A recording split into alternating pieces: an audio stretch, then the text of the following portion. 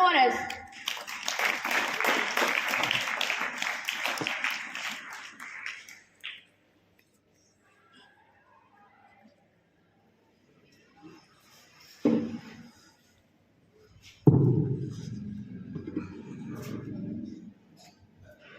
काम ऐसा करो कि एक पहचान बन जाए। काम ऐसा करो कि एक पहचान बन जाए, हर कदम ऐसा चलो कि निशान बन जाए। यहाँ जिंदगी तो हर कोई काट लेता है, यहाँ जिंदगी तो हर कोई काट लेता है। जिंदगी जियो इस कदर कि मिसाल बन जाए, जिंदगी जियो इस कदर कि मिसाल बन जाए। Respected Chairman Sachin sir, my dear colleagues and lovely students, good morning all of you. Morning, sir. Today is a very happy occasion for our school. I would like to inform you that a student from our school has achieved a feat that has brought honor to the school and his family. किसी ने क्या खूब कहा है कि बेहतर से बेहतर की तलाश करो, मिल जाए नदी तो समंदर की तलाश करो।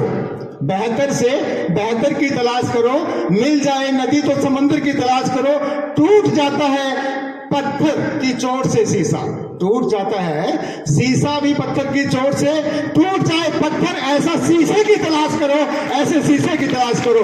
जी हाँ, हमने एक ऐसे शीशे की तलाश की है जो पत्थर को भी तोड़ देता है। मैं आपके सामने उस छात्र को बुलाना चाहता हूं जिसने ऑल इंडिया के अंदर एक मैथ का ओलंपियाड हुआ था। उस ओलंपियाड के अंदर 84,000 बच्चों ने पार्टिसिपेट किया। अब उस ओलंपियाड के बारे में पूरी डिटेल्स की जानकारी मैं देने के बजाय मैं उसी बच्चे को बुला के दिलवाना चाहूंगा आपसे, आपके सामने।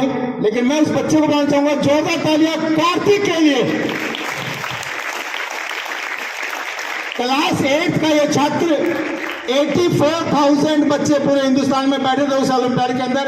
उसके अंदर 185 रैंक हासिल करके, और वो भी तब जब इसके 100% मार्क्स आए हैं। तो once again give a hand for Kartik, please go the stage. मैं सचिन सर से और ममता मैम से कहूंगा कि छात्र को मेडल पहनाकर सम्मानित करें। राकेश सर के लिए जोरदार तालियां। मैथ्स के टीचर हमारे राकेश सर प्लीज कार्तिक को medal पहनाएं।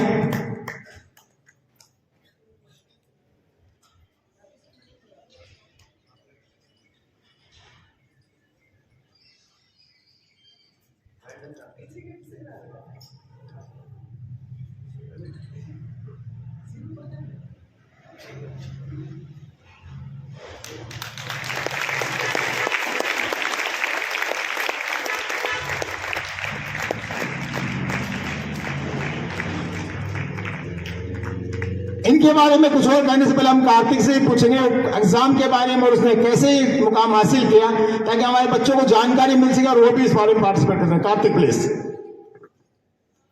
Good morning. I am Kartik from class 8th standard. Some days ago, I had filled the form for Ramanujan National Maths Competition. It was a part of AICTSD, that was an exam at a national level. It was a mathematics exam at a national level named RNMC. I had filled the form in November, and then I get the information that my exam was on 14 December 2024.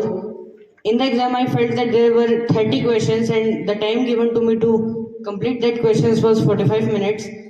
Then I did that questions. After some times, I get my result, and that first round was qualified, and then I was selected for the interview round. In the interview round, there was on 11th June 2025. It was normal introduction, and then there were 5 questions given to me, and I had to complete that in 8 minutes, and I had completed it in approximately 6 minutes and 22 seconds. After that, my final result was declared before 2 days ago on 5 February 2025, and according to my marks in the online exam and the interview, my AIR would be decided, and that was 185. Thank you. Thank you Kartik. जैसा कि आप सबको पता है कि हमारी school हर साल olympiad का एग्जाम ऑर्गेनाइज कराती रहती है। हम सिल्वर जोन ओलंपियाड करवाते हैं, बीच बीच में मैथ्स के जो आर्यभट्ट ओलंपियाड भी होता है, और इसी प्रकार से कार्तिक ने भी ओलंपियाड का एग्जाम दिया। इन्हीं से हमारी जो ये खूबी पता लगती है कि हम में कितनी खूबी है, हम कितने किस काबिल हैं, कहाँ तक पहुंच सकते हैं। हमारी स्कूल में हर साल 4-5 बच्चे जो हैं ऐसे मुकाम हासिल करते हैं। शायद आपको पता होगा लास्ट ईयर हमारी प्रियांशी डागर ने 100 आउट ऑफ 100 मार्क्स हासिल करके फर्स्ट रैंक हासिल किया था ऑल ओवर द इंडिया। ठीक है, इस बार भी जो है हमारी अभी, क्योंकि हमने मेडल उनके लिए डिक्लेयर नहीं किए हैं, लेकिन प्रियांशी ने फिर से सेकंड लेवल क्लियर किया और उसने फिर वापस वही 99% मार्क्स हासिल किए हैं। तो इसमें 9th एक रौनक भी है। तो ये सब चीजें हैं, और इसी बच्चे सामने मतलब जो बुला के आपके सामने खड़ा किया, इससे हमें प्रेरणा मिलती है कि ऐसा नहीं है कि आप नहीं कर सकते, आप भी कर सकते हो। मैं अब इस बच्चे के बारे में और आपकी इस बच्चे के बारे में आपके सामने सचिन सर से निवेदन करूंगा, वो आए और 2 शब्द कहें। Please Sachin sir. Present here. You seems to be happy, and why not? Today is a gala day for us, and especially for today's assembly, it was a splendid and marvelous assembly. Please give a huge round of applause for today's assembly.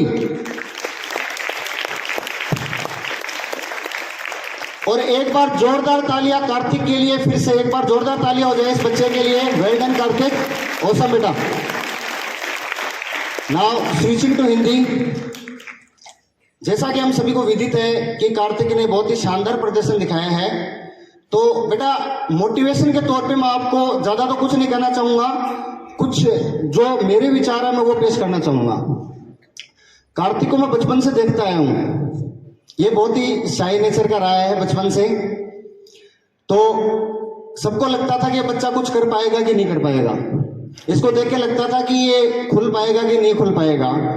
Talent एक प्रकार का नहीं होता, कई प्रकार के होते हैं। इंटेलिजेंस 12 टाइप की होती है। कितने टाइप की होती है? 12 प्रकार की इंटेलिजेंस होती है। हम किसको इंटेलिजेंट मानते हैं? हमारी नजरों में इंटेलिजेंट वो होता है जो पढ़ाई में अव्वल आता है। यस और नो?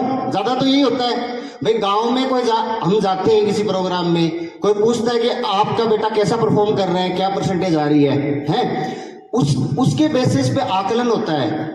अगर सपोज करो किसी बच्चे के 60% आ रहे हैं, तो हम क्या मान लेते हैं कि वो बच्चा कमजोर है, इंटेलिजेंट नहीं है। This is not fair.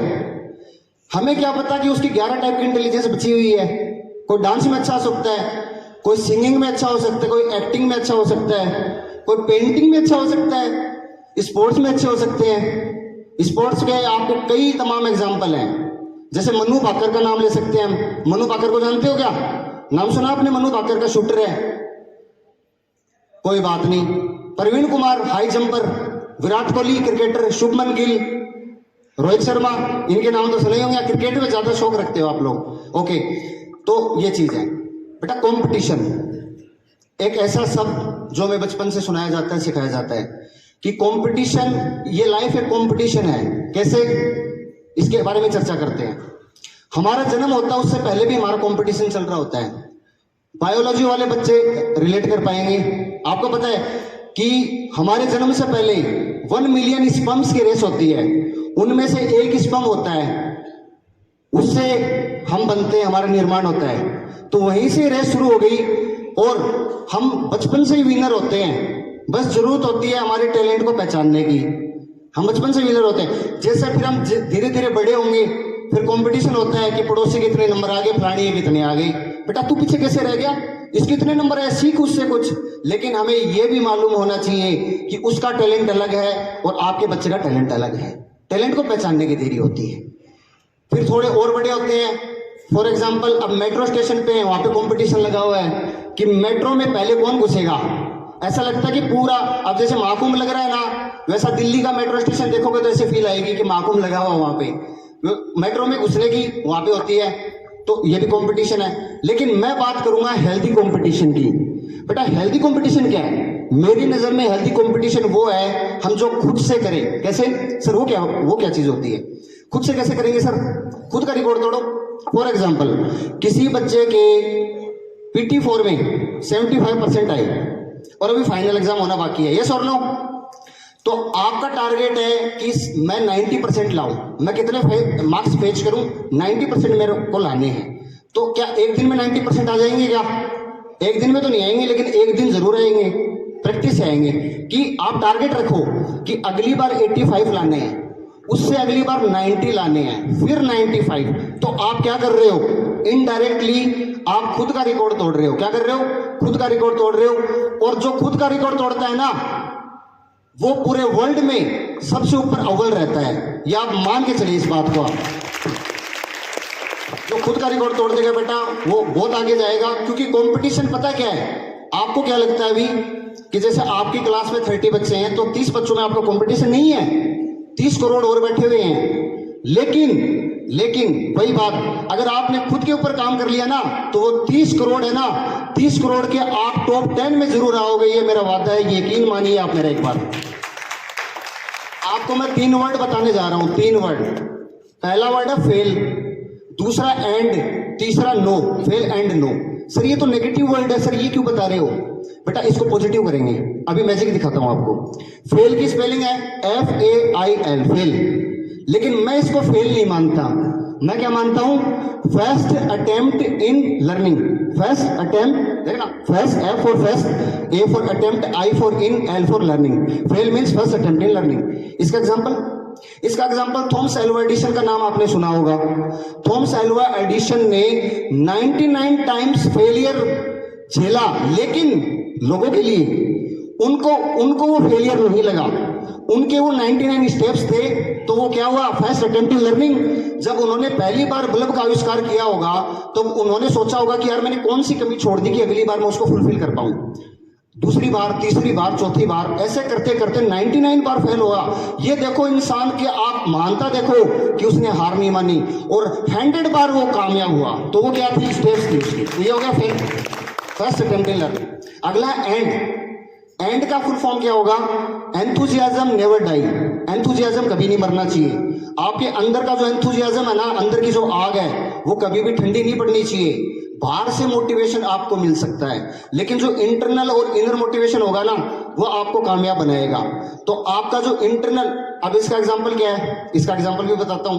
इसका एग्जांपल मैंने सेट किया है महाराजा रणजीत सिंह जी। आपने किसी ने महाराजा रणजीत सिंह जी का नाम सुना है क्या? बहुत ही महान राजा रहे। बता सकते हैं कौन सी स्टेट में उन्होंने रूल किया था? वेरी गुड सर, एक बार राजेंद्र सर के लिए जोरदार तालियां। पंजाब में रावी रिवर वाला जो पार्ट था, अमृतसर वाला, उस एरिया में। अच्छा, ये शुक्र चकिया डायनेस्टी से बिलोंग करते थे। किससे करते थे? शुक्र चकिया डायनेस्टी। इनके पिताजी का नाम था महासिंह जी। क्या नाम था? महासिंह जी। अंग्रेजों के छक्के छुड़ा दिए थे इन्होंने। और आपको पता है महज 12 साल की उम्र क्या होती है?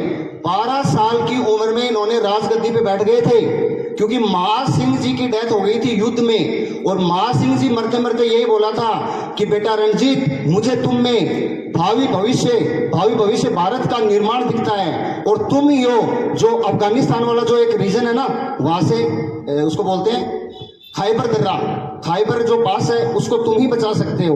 उनको उनमें उम्मीद की और उनको उनके पिताजी की बातों पे विश्वास था। अब आप 12 साल की उम्र में 6th और 7th क्लास में होंगे, आई थिंक 6th और 7th क्लास में 12 साल की उम्र में आप संघर्ष कर रहे हो कॉपी किताबों से, और उन्होंने संघर्ष किया युद्ध के मैदान में, रणजीत सिंह जी ने। ये है दूसरी चीज। तीसरी चीज है नो का मतलब तो सर नहीं होता है, लेकिन हमारे डिक्शनरी में नहीं होता। हमारे डिक्शनरी में नो का मतलब नो नहीं है। तो सर क्या है? नो का मतलब है नेक्स्ट अपॉर्चुनिटी। क्या बेटा? Next opportunity. भाई एक अपॉर्चुनिटी आई, उसमें कुछ नहीं हुआ, कोई बात नहीं, अगली में कर लेंगे। अगली अपॉर्चुनिटी आई, उसमें कुछ नहीं हुआ, नेक्स्ट में कर लेंगे। इस प्रकार आपको अपॉर्चुनिटी तलाशनी है, आपको मौका नहीं छोड़ना है। तो क्या करना है? मौके पे चौका मारना है। क्या मारना है? मौके पे चौका मारना है। ये चीज आपके ऊपर है। तो बेटा ये मेरे विचार थे। I hope that you like it. आज के लिए इतना ही। धन्यवाद। जय हिंद, जय भारत।